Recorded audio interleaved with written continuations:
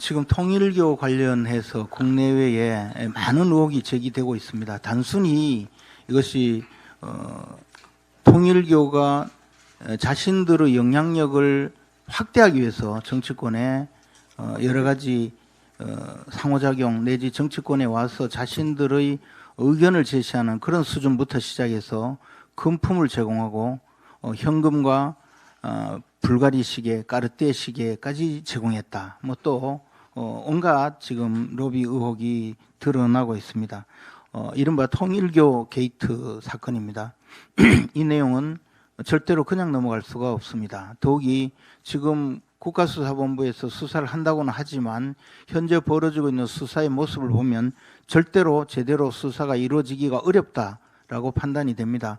전재수 전 해수부 장관에 대한 압수수색은 압수수색을 미리 예고라도 하듯이 또는 압수수색에 대비하라고 사전에 알려주듯이 그런 내용으로 진행이 되었습니다. 그러다 보니까 압수수색 현장에는 안에서 이미 서류를 파쇄하고 또 증거를 인멸하는 행위가 취재진들에게도 나타난 적이 있습니다. 이것은 어떤 형태로든 증거인멸죄에 해당됩니다. 그러면 증거인멸죄부터 수사를 하고 시작을 해야 됨에도 불구하고 국가수사본부에서는 어느 누구도 그런 문제의식을 느끼지 않는 것 같습니다. 즉시 전재수 의원을 증거인멸죄로 수사를 하시기 바랍니다.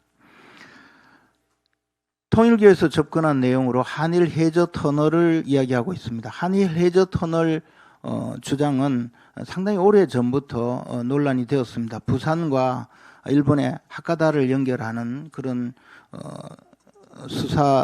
일본의 그 하카다 옆의 그 지역을 연결하는 그런 계획으로 진행이 되어 왔는데 이 한일 해저 터널을 성사시키기 위한 통일교 측의 어떤 집요한 로비는 가히 이 상상을 초월할 것입니다. 그것은 왜냐하면 초대 교주 문선명 총재의 오랜 수건이자 문선명 총재의 통일교의 이 본래의 그 존재 이유라고 할 정도였기 때문입니다. 그럼에도 불구하고 지금 전재수 전 해수부 장관에 대한 수사는 이렇게 지지부진한데 도대체 무슨 수사를 믿을 수가 있습니까? 금품시계는 어디로 갔습니까? 그것은 왜 못 찾습니까? 박지원 의원은 전재수 장관에 대해서 25년 전은 나를 보는 듯하다 이렇게 이야기를 했습니다. 자기가 자신이 주장하는 25년 전이 어떤 사건인지 짐작은 됩니다만은 정확히 25년 전, 지금부터 25년 전 2000년대 초반에 박지원 의원은 현대건설로부터 대북 송금과 150억 원을 받은 혐의의 뇌물죄로 구속되어 실형 3년형을 받은 적이 있습니다.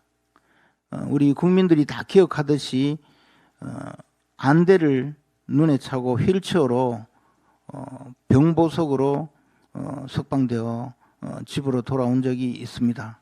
그로부터 25년 동안 저렇게 쌩쌩하게 날아다니고 있습니다.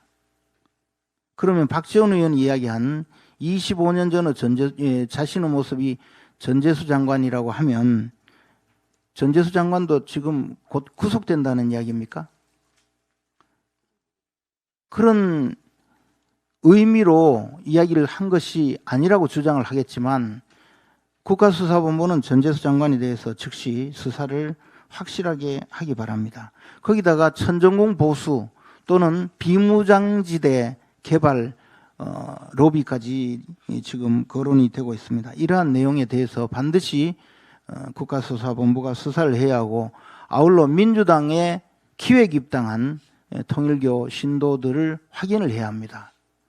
통일교 신자가 국내에 만여 명 정도라고 하는데 그러면 이 사람들이 국민의힘에 입당했다는 숫자는 확인을 했으면 민주당에 입당한 숫자도 확인을 해야 되지 않겠습니까? 그리고 만약에 이중당직이라면 정당법에 의해 그분들 처벌해야 되지 않겠습니까? 이런 내용도 전부 수사를 하기 바랍니다. 아울러 전재수 장관은 스스로 자신의 혐의에 대해서 숨지만 말고 떳떳하게 이야기를 해야 됩니다. 처음에는 부정한 돈을 받지 않았다고 했다가 두 번째는 금품을 받지 않았다고 하고 시계도 차지 않았다고 했다가 나중에는 받지 않았다고 하는데 통상 범죄자의 진술은 가장 최초의 진술이 훨씬 진실에 부합합니다. 그러므로 전재수 장관과 통일교와 관련된 모든 사건을 특검을 통해서 수사를 하고 그 특검은 반드시 야당에서 지명을 하도록 해야 할 것입니다. 다른 주제로 한마디만 말씀드리겠습니다. 요즘 청년 세대 열심히 일해도 왜 내가 이렇게 가난해지는가? 매년 임금은 오르는데 급여는 오르는데 왜 더 살기가 힘들어지는가?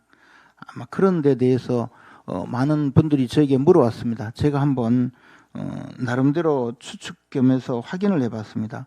우리나라의 최저임금은 지속적으로 상승을 해왔습니다.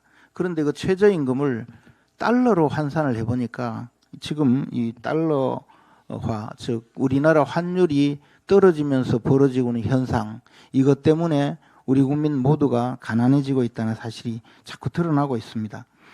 지난 2020년에 최저임금은 8,590원이었습니다. 이때 환율은 연말 기준 1,181원이었고 이것을 환산하면 최저임금은 7달러 27센트였습니다. 2021년에는 최저임금이 8,720원이었고 연말 기준 달러 환율은 1,145원이었습니다. 최저임금을 달러로 환산하면 7달러 62센트로 올랐습니다. 2022년에는 최저임금이 9,160원이었고 달러 환율은 1,292원이었습니다. 달러로 환산한 최저임금은 7달러 10센트로 줄어들었습니다. 2023년에는 최저임금이 9,620원이었고 달러 환율은 1,307원이었습니다. 달러로 환산한 최저임금은 7달러 36센트였습니다. 2024년에 최저임금은 9,860원이었고 최저임금은 달러로 환산하면 7달러 23센트로 뒷걸음질을 했습니다. 2025년 금년에는 드디어 최저임금이 1030원으로 만원을 초과했습니다. 그러나 달러 환율을 오늘 현재 1,472원으로 환산한 결과 6달러 82센트로 한참 뒤로 물러났습니다. 그런데 달러화의 구매력이나 국제 가치를 따지면 그동안에 2020년부터 지금까지 달러화는 엄청나게 미국에서 통화 증발을 해서 거의 30% 정도의 구매력 저하가 있다고 알려지고 있습니다. 이렇다면 우리나라 돈으로 환산한 최저임금이 비록 10,000원을 넘어갔지만 달러로 환산해도 7달러 27센트에서 6달러 82센트로 뒷걸음질 한 데다가 달러화의 가치 이 자체도 구매력 기준 30% 저하됐다면 어디에 가서 이 소득, 실질 소득 감소를 보상을 받겠습니까? 그만큼 우리 돈의 가치가 떨어지면서 국민들이 희망을 잃어가고 있다는 사실, 이재명 정권은 이 사실을 분명히 알아주기 바랍니다.